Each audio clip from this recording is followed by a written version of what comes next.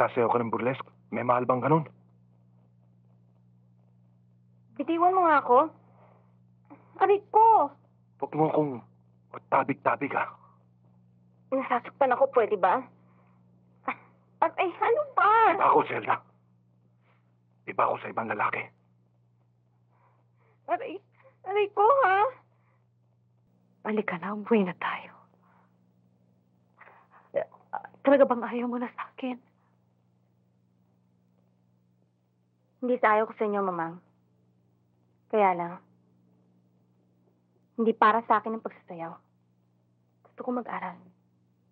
Gusto ko maging ordinaryong tao. Bakit hindi niyo ako pinag-aral?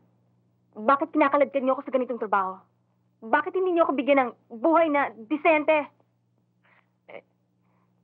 Disente naman ang buhay natin, hindi ba? At binibigay ko naman sa'yo lahat ang gusto mo. Na Ang nagagawa gusto mo, naman mamang. Hindi ang gusto ko. Sawang-sawa na ako sa ganitong klaseng pamumuhay.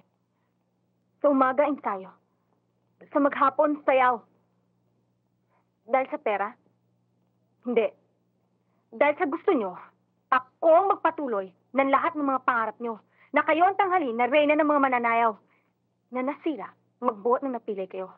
Ngayon ako ang pinagbuburet nyo!